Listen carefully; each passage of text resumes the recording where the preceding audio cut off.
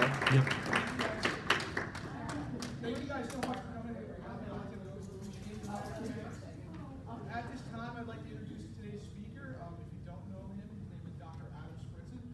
He is a history professor here, but also in charge of the honors program as of this year.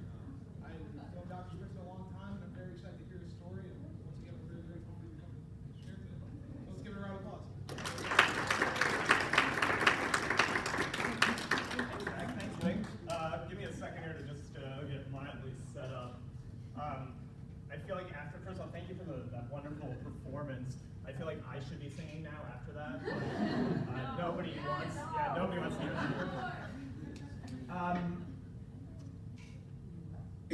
So I wanted to take some time today to talk about my relationship with religion and my relationship with Judaism. Get my stopwatch going because I have a tendency to talk too long.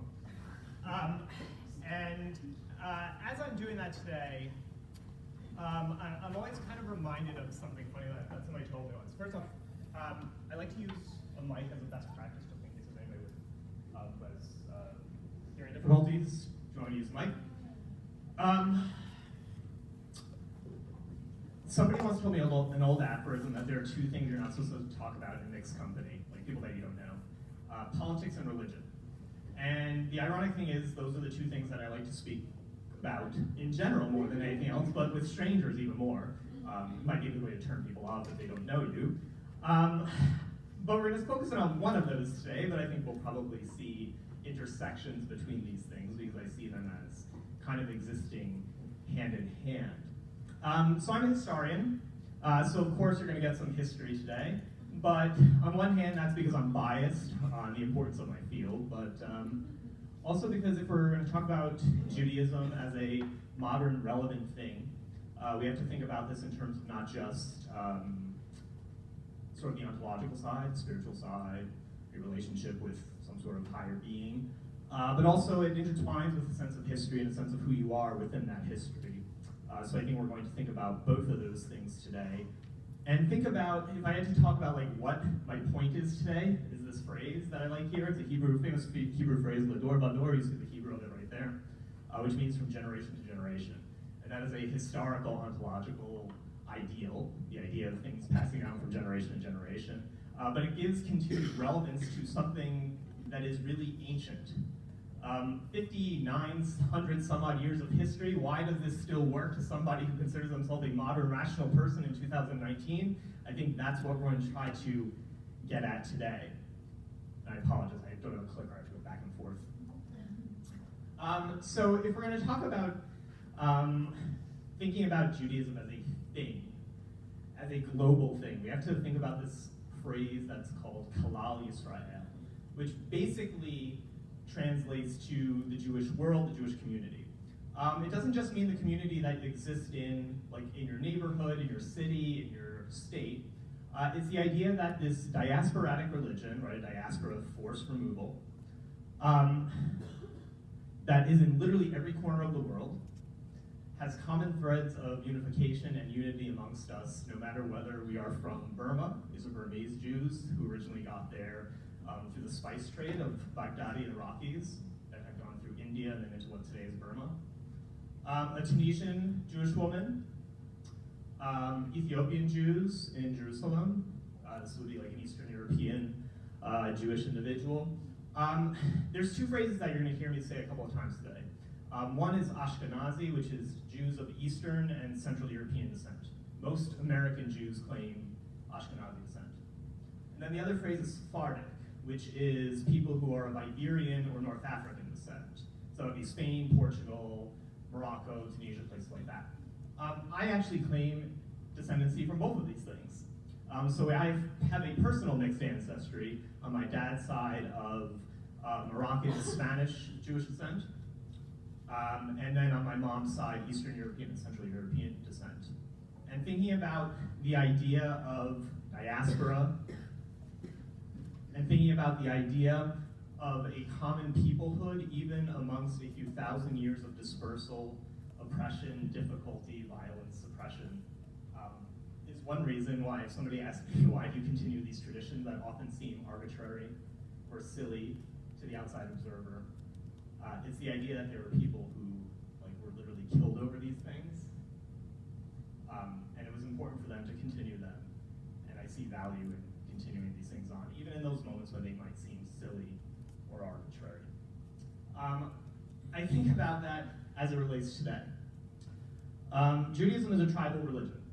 In fact, if you were ever doing something formalized in a synagogue, when you got called to read from the Torah, the Hebrew Bible, the Old Testament, they literally say your line of descendancy. So if I'm called to read from the Torah, I'll be called up as Abraham Lev ben Reuven Yaakov Halevi. That's very difficult to say.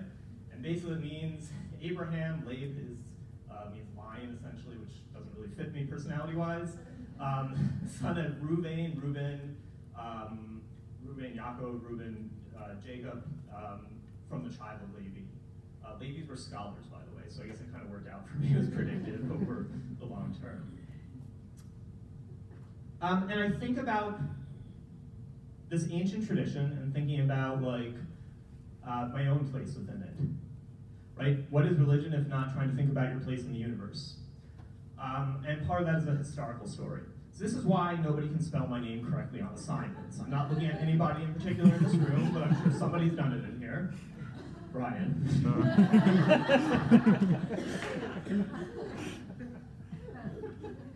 I've never been obnoxious enough to grade off for that, by the way. I know people who do. So my last name is a very Eastern Europeanized version of what was actually a North African name originally. We've been able to trace back, this is a pretty remarkable thing that I think about from a historical standpoint, despite the fact that we are from a history of dispersal and forced relocation, that we've actually been able to trace our family history back to about the 13th century to Morocco. What today is Morocco, it's a town called Rabat. Rabat is in northern Morocco. We don't know how our ancestors got there. There were some Moroccan Jews who had basically gone from what would eventually become the land of Israel into North Africa. There were also some who had gone from Spain. There were also some who were indigenous to North Africa who had converted to Judaism at some point around this time. So we don't know how they got there or who they were, but they had the last name Ibn Tikva. Ibn is like an Arabic designation, son of. Tikva means hope in Hebrew. The Israeli national anthem today is Hatikva, hope. Over time that changed. So sometime around the 14th century, they had decided to move from North Africa into Spain, which was a pretty good place to be if you were Jewish at that time. It was the golden age of harmonious relations between Muslims and Jews, in particular in what would become Spain. They moved to a place called Granada, which was known for its Jewish presence so much that it had the name Garnata al-Yahud, which is the Granada of the Jews. And the last name was Esperanza, which, if anybody's a Spanish speaker, means hope, also. Over time, they were forced out. Spain is reconquered somewhere in the 4th, 13th, and 14th century. The Inquisition means that it's not a good place to be if you're Jewish anymore. You either convert, or you have to leave, or you have to practice in secret. And our family decided to move eastwards, and then over about 4 centuries, eventually will find their way into what becomes the Russian Empire. They stop in the Venetian ghetto sometime, and Esperanza becomes Speranza. That's how you eventually get to Shprintzen, which is a very Yiddishized version of these words, Yiddish being a central, like a Germanic sort of, taking Hebrew words and turning them into Germanic expressions. Now, I don't want to bore you with too much history, but I think of how that ties to my own family. And thinking about this push and pull, and I want us to think about tensions and frictions, right? The idea that there's going to be points in life where you are uncomfortable with ideas, you're uncomfortable with your own religious practice, you're comfortable with that history. And finding a space within those frictions, those tensions, those contradictions, because there are contradictions, is one way of trying to navigate, at least one way that I see myself navigating through a path that is often very complex and changing. On the left, that is my great-grandfather, who immigrated to this part of the world from the Austro-Hungarian Empire somewhere right before World War I. He made it out in a very good moment in time, because it became next to impossible after that. And we're seeing the difference between young and old. What do you keep from the past? What do you reinvent in the future? Far right, that's my grandmother. Geez, didn't think I'd start crying already. I'll get there, don't worry. His daughter, very traditionally dressed, adhering to things from the past, very modernly dressed. This is from 1933 in Spring Valley, New York, which is in Rockland County, where a lot of people from Brooklyn went to go vacation during the time. So thinking about what we keep from the past, what we reinterpret, reinvent for the future. Because if we thought about everything the same way that people did 5,800 years ago, my argument is that my religion would be meaningless. The whole basic idea behind Judaism is the idea that things change and reinvent over time. And that there is a necessity within that in order to ensure that you are living a better life over time, and to ensure that it remains relevant, that it remains pertinent to people's lives within the here and now. Because if nothing else, Judaism is a religion about the here and now. So much so that there is not even a singular answer as to what happens in the afterlife. Now, on one hand, that is very frustrating, so it would be nice to have an answer. But the answers range all the way from reincarnation in certain sources to the idea that if you keep somebody's memory alive, that they never truly move away. So if you ever hear somebody talking about a Jewish ancestor who's passed on, they'll often say, "Oh, blessed memory." And it's like the literal active process of keeping their spirit and their memory alive. I'll get back to that a little bit in a little bit more. But Judaism, which is to say it is filled with anachronisms, it's filled with contradictions, and it's often filled with ambiguities, but I think it's the ambiguities that make it something that remains relevant to me. Now, how does this go into like actual day-to-day practice? Because you can't talk about religion unless you're talking about practice, right? Judaism is a non-missionizing religion. Like, it is completely verboten to missionize. I cannot convince you to try to convert to Judaism. Anybody can convert to Judaism no matter what, but I cannot actively try to convert somebody. In fact, there's one tradition that says if you are interested in converting for Judaism and you go to a rabbi to try to find out information, they're supposed to deny you 3 times before they can talk to you about it. And the idea is you're supposed to think about this as something important and serious before you make this step. It's kind of an old school sort of thing. But if I were to try to missionize on Judaism, I would sell people based on the idea of Shabbat, which is the most wonderful part of my week. That's not true. Being here is my most wonderful part of the week, too. Shabbat is the Jewish Sabbath, Friday night until Saturday night. It is, as I like to tell our kids, a once-a-week holiday. It's a nice way to tell them as they get involved in the Christmas season, no, you've got a holiday every week, don't worry. Shabbat is meant to, Judaism focuses on the idea of separation.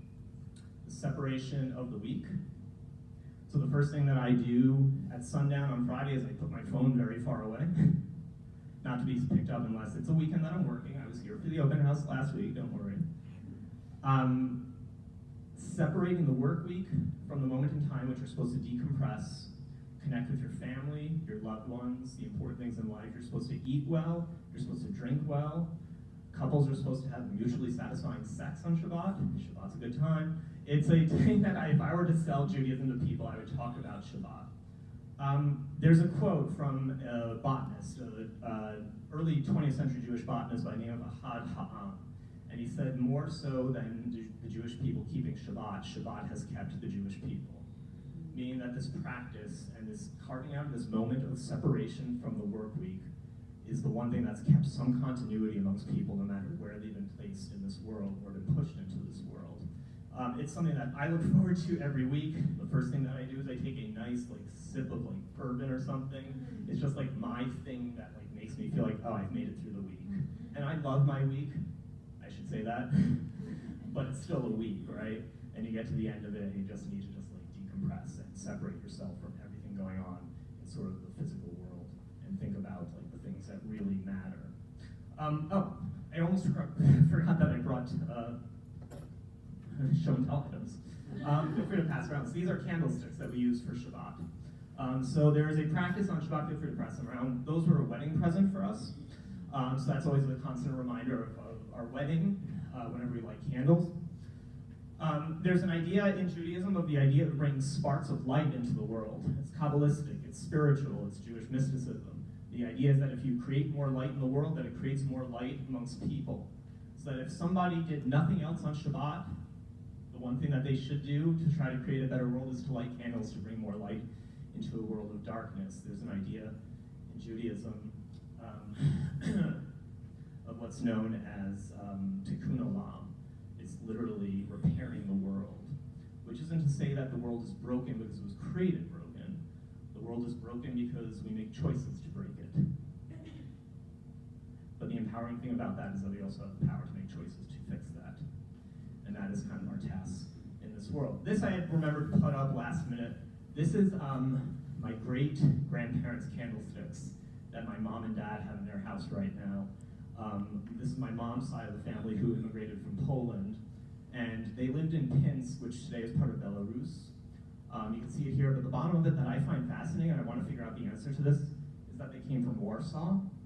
And I have no idea how they would have been able to actually get either from Pinsk to Warsaw, or how those candlesticks would have gotten from Warsaw to Pinsk. So there's a story there, and the historian in me wants to figure it out, maybe when I have a little more time.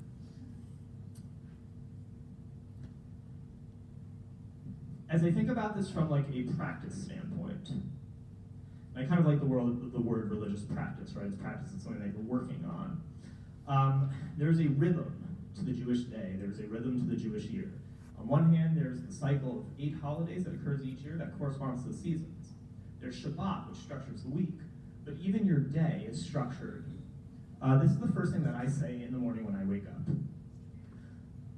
Modeh ani lefanecha melech chai v'kayom shehetezarta bi nishmati b'ten lach rabba emunatecha.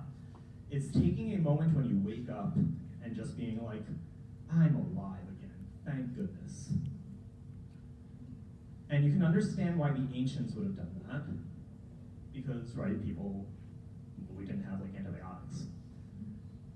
But even in our world today, right, it's a moment of not taking for granted the fact that you went to sleep, you woke up, you opened your eyes, you took a deep breath, and I'm alive. And thank goodness for that. It's appreciating the here and now. It's appreciating the process of just like the natural rhythm of life, going to sleep and waking up. It's a way to start the day too, before you get involved of the things like before I check my email. This is the first thing that I'll do. I'll hopefully do a few other things before that. This is the first thing that I do to just think about being appreciative of the fact that I'm awake and that I'm living a life again. The word in Judaism for prayer, the Hebrew is tefillah.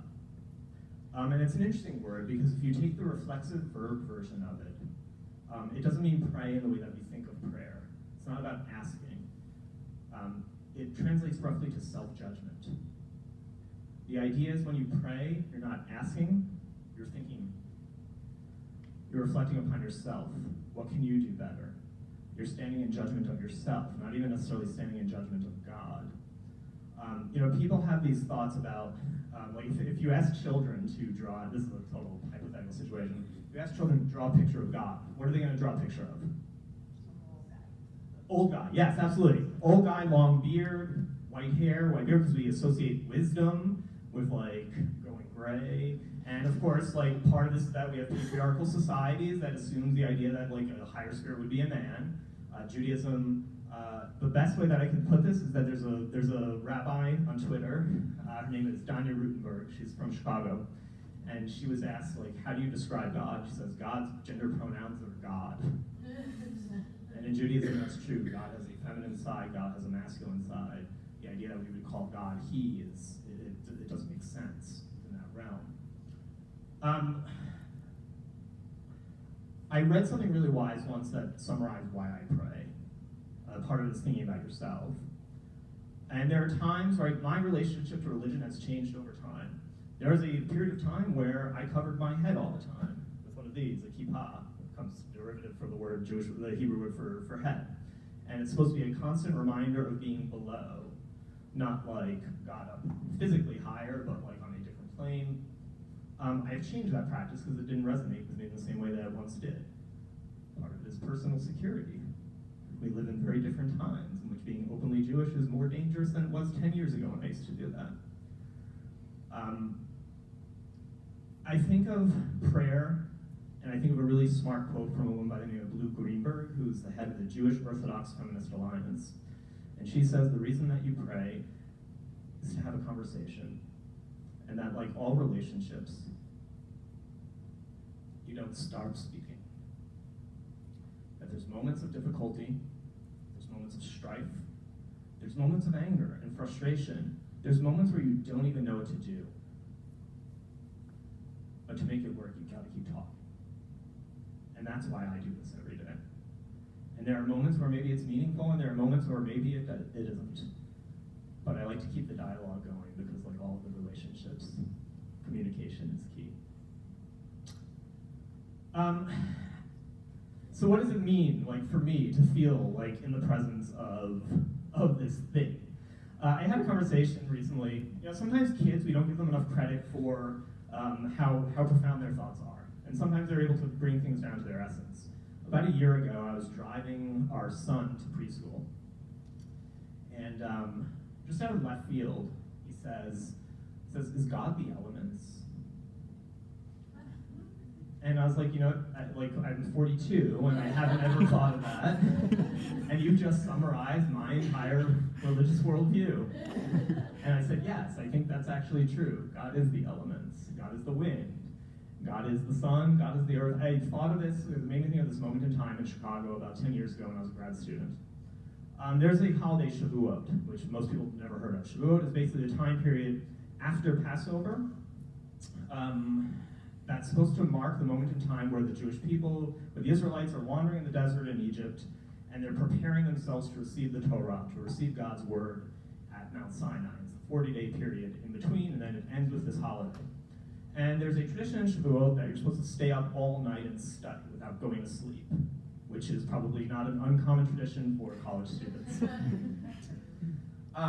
So this one year in Chicago, I was a grad student in Chicago, and I stayed up for one of these all-night study sessions. We talked about all kinds of interesting things related to what situations could tattooing be allowed under Jewish law, theoretically verboten, but it's like we have to figure out these things out. Why? Stayed up all night, and the next morning we went for morning prayers on the beach in Chicago. And to me, it was just a moment of just like the synchronicity of life. The sun rising over Lake Michigan, the wind, the air, the feeling of mutuality amongst a group of people that were there, some of whom I knew, some of whom were complete strangers. It just felt like a force of just synchronicity. And to me, that was like a moment of like godliness, whatever that is. And shouting those prayers out over the lake. And then the police showed up. Very confused as to what we were doing in a park that early in the morning that was not apparently open yet. But it just had this moment of impact of thinking about like what can religious practice be, and for me it just felt right in that moment, feet in the sand, shouting these things out into the abyss of the lake. Lake Michigan looks like an ocean if you've ever stood on its shores, and it just felt profound and it felt connected to something larger than what I am in this world. I realize I'm already starting to run long. I want to talk on. I'll be more selective because I know I'm going a little bit long.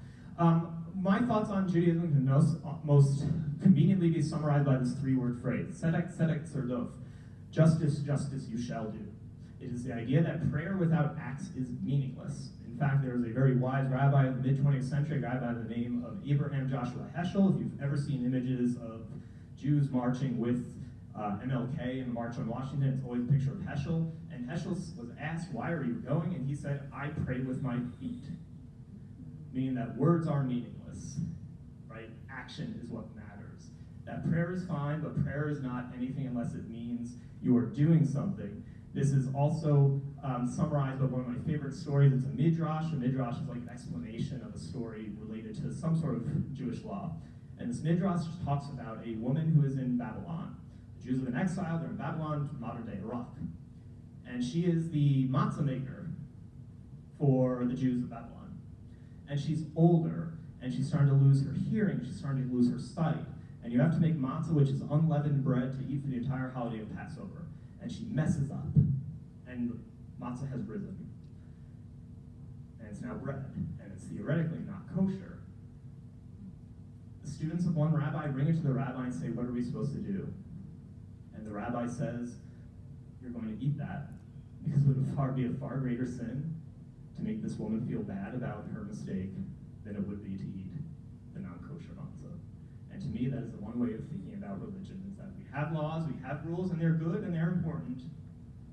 But at the end of the day, it's about human impact. And what are we doing to make people feel better about themselves is, to me, summarized by that story as well as this phrase here. I'm going to skip around for a few more things. I know I'm running long. When I did my dry run, you asked me to do more things that are personal. So I want to talk about food, because food, well, I'm a food historian for one thing, but also it connects to my thoughts on Judaism. On one hand, Judaism is focusing on the idea of ethical food practices. Kashrut, kosher, you're not supposed to eat milk and meat together, and the reason was literally because you're not supposed to end a bloodline, the milk of the mother and the meat of the calf. That's why you separate those out. For a while, I used to eat meat. I'm now going on 13 years without it, and part of it is that I decided to become kosher, and I was eating kosher meat, and I was not so